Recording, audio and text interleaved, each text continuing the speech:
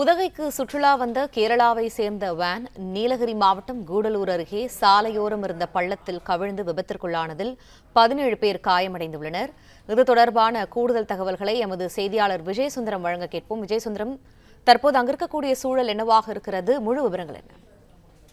வணக்கம்.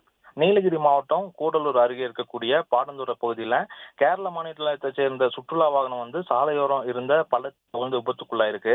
அதாவது நீலகிரி மாவட்டம் கூடலூர் தேவர்சோலை பேரூராட்சி உட்பட்ட பாடந்தூர பகுதியில இன்று கேரள மாநிலம் கண்ணூரில இருந்து உதகையை நோக்கி சுற்றுலா வாகனம் ஒண்ணு வந்துட்டு இருந்திருக்கு. அப்போது இந்த சுற்றுலா வாகனம் பாடந்துறை பகுதியில வந்து கொண்டிருக்கும் போது பேருந்தை ஓட்டி வந்த ஓட்டுநருடைய கட்டுப்பாட்டை இழந்து சாலையோரம் இருந்த தேயிலை தோட்டத்தில் இருக்கக்கூடிய ஒரு பள்ளத்துல கவிழ்ந்து விபத்துக்குள்ளாயிருக்கு. இந்த விபத்துல பேருந்தில் பயணம் செய்த 17 பேர் காயங்களுடன் மீட்டிருக்காங்க. தற்போது காயங்களுடன் மீட்கப்பட்ட நபர்களை கூடலூர் அரசு மருத்துவமனைக்கு முதலுதவி சிகிச்சைக்காக அழைத்து செல்லப்பட்டிருக்காங்க. இந்த சுற்றுலா பேருந்து விபத்துக்குள்ளான சம்பவம் அந்த பாடந்தூர பகுதியில பெரும் பரபரப்பை ஏற்படுத்தியிருக்கு.